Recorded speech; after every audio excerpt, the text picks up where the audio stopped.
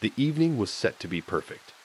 Elise and I had reservations at the most exclusive restaurant in town, a place where the lighting was always soft enough to make everyone look 10 years younger, and the wine list read like a who's who of the vineyard world. She had chosen a red dress that clung to her in all the right places, a stark contrast to my more conservative suit and tie. The air was filled with the scent of her perfume, a heady mix that always made me think of our honeymoon in Paris. As we were led to our table, a sense of unease settled over me, not because of the setting, but because of the man who suddenly appeared at our side. Marcus Devlin, with his perfectly tailored suit and a smile that seemed to know too much, was the last person I expected to see. "John, what a surprise to see you here," Marcus exclaimed, his voice smooth as silk. "And who is this enchanting creature?" He turned his gaze to Elise, his eyes lingering just a moment too long for my comfort. Elise blushed, clearly flattered by the attention. "I'm Elise, John's wife. It's a pleasure to meet you, Marcus."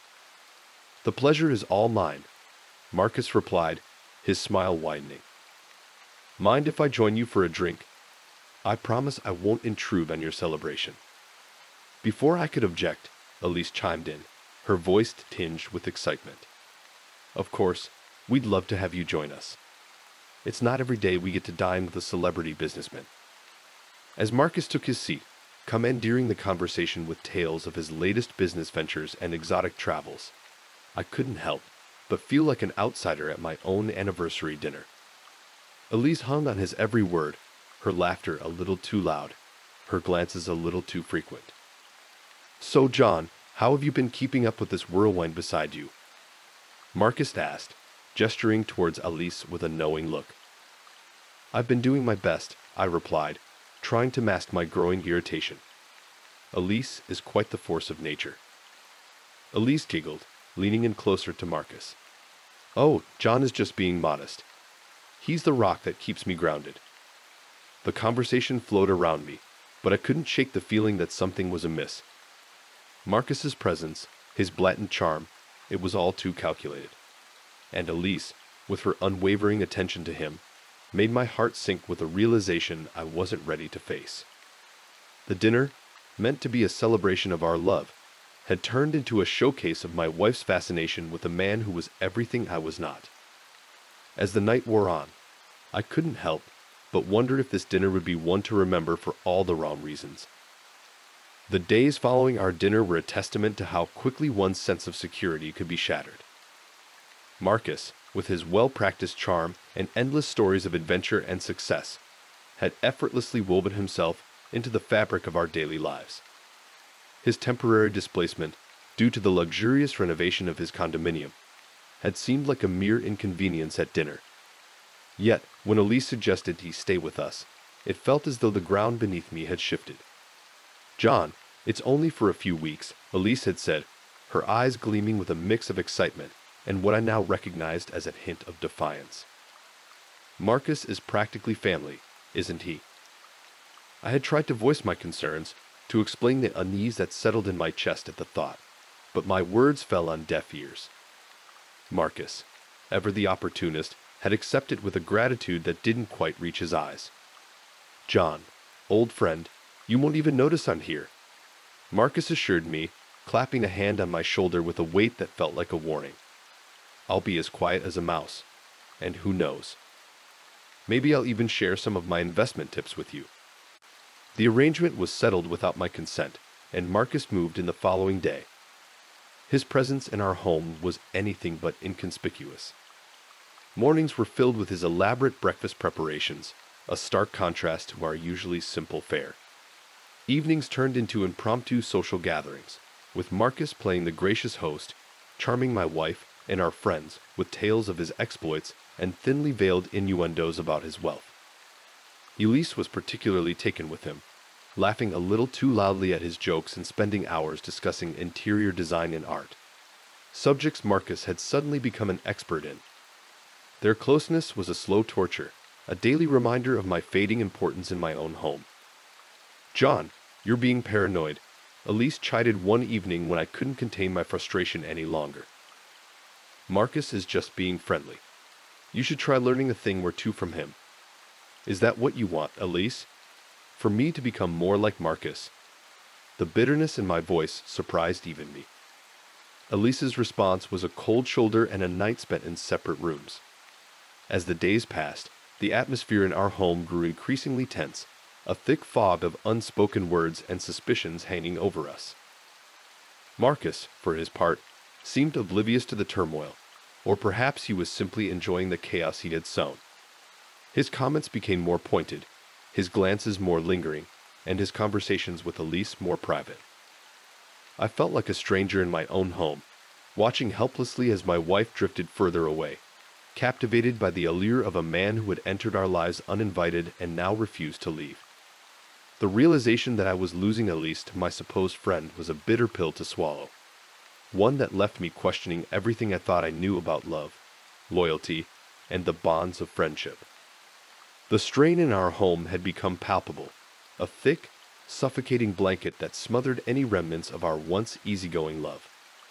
Elise's laughter, once a melody that filled our space with joy, now felt like a sharp jab to my heart each time it was elicited by Marcus's wit. The man had overstayed his welcome, yet he showed no signs of leaving, embedding himself deeper into our lives with each passing day. One evening, as I returned from a long day at work, the sound of uproarious laughter greeted me before I even opened the door. The scene that unfolded was one I had come to dread. Elise and Marcus, cozied up on the sofa, a bottle of expensive wine between them, seemingly lost in their own world. Ah, John. There you are. We were just discussing the possibility of taking a trip to the vineyard this weekend. You should join us, Marcus said, his voice smooth, his smile too practiced. Elise's eyes met mine, a flicker of guilt passing through them before she masked it with a smile. Yes, it'll be fun, John. We haven't done something adventurous in ages. The word wheat hung in the air, a cruel reminder of the distance that had grown between us. I don't recall us discussing any trip, I replied, my tone sharper than I intended. Elise's smile faltered. Well, it was a spontaneous idea. We were just talking about it now. You're always saying we should be more spontaneous. The air crackled with tension, an unspoken battle of wills taking place. Marcus, ever the instigator, leaned back, watching the exchange with an unreadable expression. Spontaneous or not, I wasn't consulted.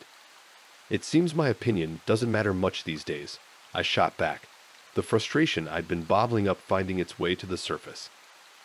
Elise stood up, her posture rigid. That's not fair, John. You're making it sound like I'm intentionally leaving you out. Marcus just has a lot of interesting ideas. It's nice to have some excitement around here.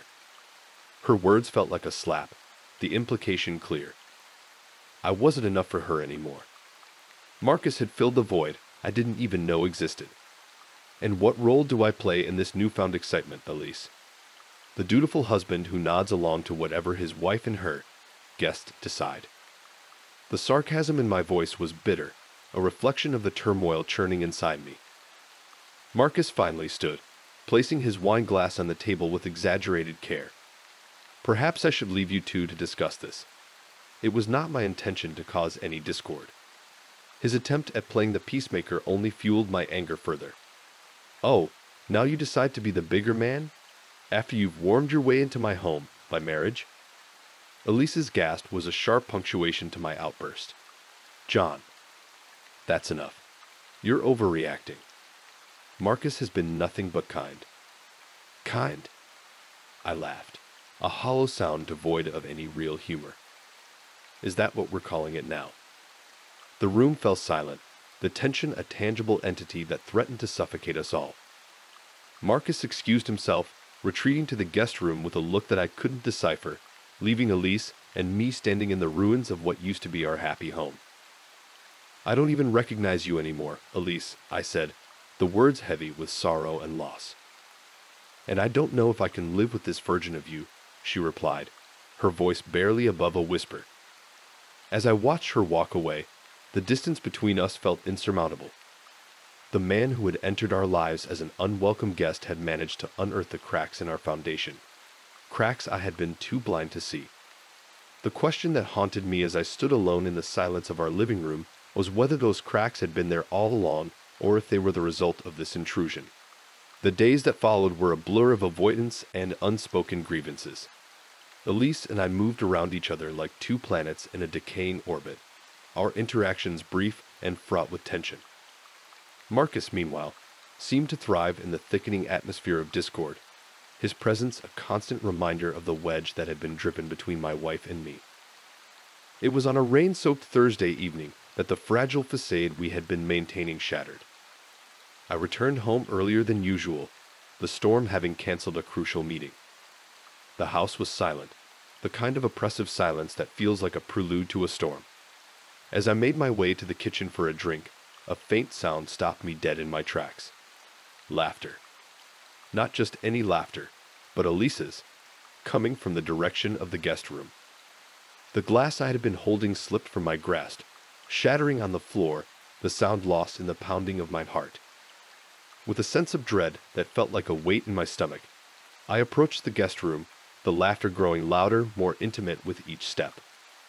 Standing outside the door, I could hear their voices clearly now. Marcus's smooth baritone mingling with Elise's lighter tones in a symphony of betrayal. "I can't believe you convinced me to try that," Elise giggled, her voice laced with a warmth I hadn't heard in months. "Only the best for you," Marcus replied, his tone suggestive. "You deserve to experience all the pleasures life has to offer." The words were like a knife twisting in my gut. Without thinking, I pushed the door open, the scene before me burning into my memory like a brand. Elise and Marcus were on the bed, a bottle of wine and 2 glasses beside them, their bodies a little too close, their expressions a little too intimate. They looked up in shock, the guilt on Elise's face a mirror to the betrayal I felt. "John, it's not what it looks like," Elise stammered, scrambling to sit up, her cheeks flushed.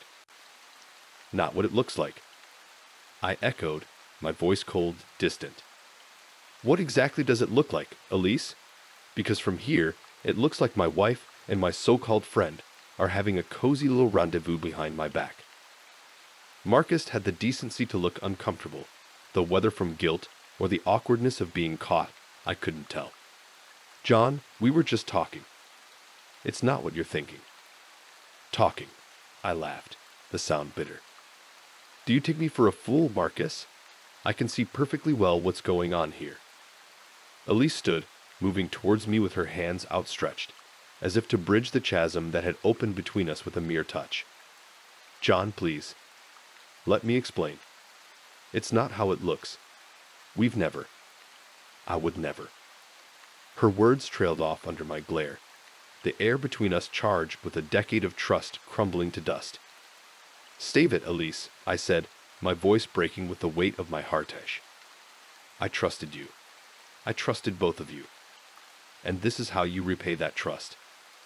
I turned to leave, the image of them together seared into my mind, a constant reminder of the betrayal that had torn my world apart. Behind me, Elise's pleas for me to listen to understand fell on deaf ears. There was nothing she could say to undo what I had seen, to repair the damage that had been done. As I walked away, the sound of the storm outside mirrored the turmoil within me. The betrayal was a wound that would fester and scar, a constant reminder of the day my heart had been broken by the 2 people I had loved most. The weeks that followed were a testament to how quickly life can unravel, each day a step further away from the life I had known and cherished. The decision to divorce, once a distant nightmare, had become my stark reality. The proceedings were cold, clinical, a far cry from the warmth and love that had defined our marriage for over a decade. Elise and I had become strangers, communicating through terse messages and lawyers, the love that once bound us now a chasm too wide to bridge. The house, once a symbol of our shared dreams, felt like a mausoleum, each room a monument to a memory best left forgotten. The day we met to finalize the paperwork was a gloomy one, the sky outside mirroring the storm within me. We sat across from each other in the lawyer's office, the silence between us a stark contrast to the years of conversations and laughter that had once defined us. Elise looked tired, the strain of the past weeks etched into her features. For a moment, I saw a glimpse of the woman I had fallen in love with, and my heart ached for what we had lost. "John," she began, her voice barely above a whisper, "I never meant for any of this to happen. I know it's no excuse, but I was lonely. You were always working, and Marcus, he was just there. It was a mistake, the biggest mistake of my life." Her words, meant to offer some solace, felt like salt in an open wound. Loneliness doesn't excuse betrayal, Elise. We made vows, promises to each other. You broke them, not me. "I know, and I'll regret it for the rest of my life," she replied, tears brimming in her eyes. I hope one day you can forgive me, not for my sake, but for yours. Carrying around this anger and hurt, it's no way to live." Forgiveness seemed like a distant shore, unreachable and foreign. Forgiveness is a luxury I can't afford right now, Elise. Maybe one day, but not today. The lawyer cleared his throat, a subtle reminder of why we were there. As we signed the papers, the finality of it all hit me. This was it.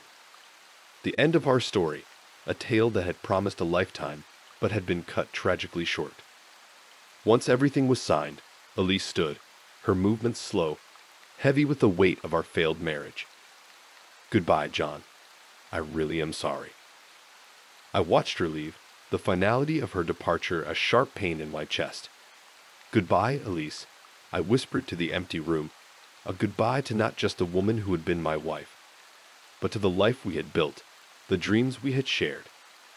The drive home was a blur, the world outside passing by in a haze of rain and tears. The house, once filled with laughter and love, stood empty, a shell of its former self. As I walked through the door, the silence enveloped me, a stark reminder of the price of betrayal. In the solitude of what was once our home, I realized that this chapter of my life was closed, the story of us ending not with a promise of forever, but with the signing of papers and the breaking of hearts. The path forward was uncertain, the wounds still fresh, but in the darkness of betrayal, I had found a glimmer of hope. The chance to rebuild, to find forgiveness, not just for Elise, but for myself. In the weeks following the divorce, the world seemed to move on without me, leaving me stranded in the wreckage of my former life. My interactions with Elise had dwindled to nothing, a mutual understanding that there was nothing left to say. Marcus, however, remained a ghost haunting the edges of my thoughts, his betrayal a wound that refused to heal. It was a cold, dreary afternoon when I heard a knock on my door. Opening it, I found Marcus standing on my porch, a look of determination etched on his face. The sight of him ignited a fury within me, a burning desire to lash out, to make him feel a fraction of the pain I had endured. "John, we need to talk," Marcus said, his voice steady, betraying none of the nervousness that flickered in his eyes. "What could you possibly have to say to me?" I spat, the words laced with venom. "Please, just hear me out." "I owe you an explanation and an apology," he replied, his gaze unwavering. Against my better judgment, I stepped aside, allowing him entry. The tension between us was palpable, a thick fog that filled the room as we sat across from each other, two men forever linked by a shared betrayal. "John, I know there's nothing I can say that will undo what I've done, but I need you to understand, it was never my intention to hurt you," Marcus began, his voice heavy with remorse. "Your intentions don't matter, Marcus. Actions have consequences, and you chose yours," I interrupted, my anger simmering just below the surface. He nodded, accepting the rebuke. "You're right. I did. And I'll have to live with that guilt for the rest of my life. But you need to know, Elise and I, it wasn't. It wasn't what you think. It was a mistake, a moment of weakness that we both regretted immediately." "A moment of weakness," I echoed, incredulous. "You betrayed me, Marcus. You, my closest friend? How could you?" Marcus flinched, the weight of his actions reflected in his pained expression. "I don't have a good answer for you. I was lost, unhappy with where my life was, and I selfishly looked for an escape. It was never about you or even Elise. It was about me and my own failings. His words, meant to offer some form of explanation, fell flat, a hollow attempt to justify the unjustifiable. I loved her, Marcus, and I trusted you. I said, the words a raw wound in my chest. You've taken everything from me. I know, and I'm so sorry, John. If I could take it all back, I would. But since I can't, all I can do is apologize and hope that, in time, you can find it in your heart to forgive me. Not for my sake, but for yours. Carrying around this anger and hatred will only poison you in the end, Marcus said, his voice breaking with emotion. Forgiveness seemed an impossible feat, a mountain too high to climb. Yet, as I looked at Marcus, broken and remorseful before me, a part of me wondered if holding on to this anger was only serving to anchor me to the past. Forgiveness is a long way off, Marcus. Right now, I can't even begin to consider it, I admitted, the honesty in my voice surprising even myself. Marcus nodded, a silent acknowledgement of the long road ahead. I understand, and I'll respect whatever decision you make. Just know that I am truly sorry, John, for everything. With that, he stood, offering a final nod before making his way to the door. As he left, a part of me felt a slight shift, a subtle lightening of the burden I had been carrying. Forgiveness was still a distant horizon, but in that moment, I realized that perhaps it wasn't entirely out of reach. Months had passed since Marcus's confession, each day a slow step on the winding path of healing. The wound of betrayal still ate, a dull, persistent reminder of the past, yet with time, the edges had begun to blur, softened by introspection and the relentless march of life. It was a crisp autumn day when our paths crossed again. The park, ablaze with the fiery hues of fall, served as a backdrop to what I anticipated would be an uncomfortable reacquaintance. Marcus was there, sitting on a bench overlooking the lake, a figure seemingly lost in thought. As I approached, the weight of our shared history pressed down on me, a tangible force that slowed my steps. He looked up, his expression wary, yet I detected a glimmer of hope in his eyes, a silent plea for understanding, if not forgiveness. John, he greeted, standing. The formality of the moment hung between us, a stark contrast to the ease that once defined our friendship. Marcus, I replied, my voice neutral. We stood there for a moment, two men bound by a complex web of emotions, each unsure of how to navigate the chasm that lay between us. I wasn't sure I'd see you again, Marcus said, breaking the silence. After everything, I wouldn't have blamed you. I nodded, acknowledging the truth in his words. I wasn't sure myself. But here I am. I guess I realized that holding on to anger was only holding me back. Marcus's eyes softened, a hint of the friend I once knew shining through. I'm glad. Not because I deserve it, but because you do. You deserve to move on, to be happy. The simplicity of his words struck a chord within me, a resonance that echoed the sentiments I had been grappling with. Maybe, but it's not just about me. This, us talking, it's not forgiveness free for all. There are things that can't be undone. I know, he agreed, solemn, and I don't expect everything to go back to how it was. Too much has happened. But maybe, in time, we can find a new way forward. A different kind of friendship, built on understanding and a new respect for the boundaries we both learned the hard way. The idea was a foreign one, a concept so at odds with the narrative of betrayal and revenge that had consumed me. Yet, as I considered his words, I found myself intrigued by the possibility of redemption, not just for Marcus, but for myself as well. Maybe, I conceded, the word feeling like a door cracked open, a sliver of light in the darkness. But it's going to take time. And effort. From both of us. I'm willing to put in the work if you are, Marcus said, a note of earnestness in his voice. I owe you that much, at the very least. We stood there for a moment longer, the autumn breeze whispering around us, a silent witness to the tentative steps we were taking towards something new. It was not forgiveness, not yet, but it was a start, a foundation upon which maybe, just maybe, something lasting could be built. As we parted ways that day, the future uncertain, yet not entirely without hope, I realized that redemption was not a destination, but a journey. One that required patience, understanding, and the courage to face the pain of the past with the hope of a better tomorrow. And perhaps, in the end, that was enough.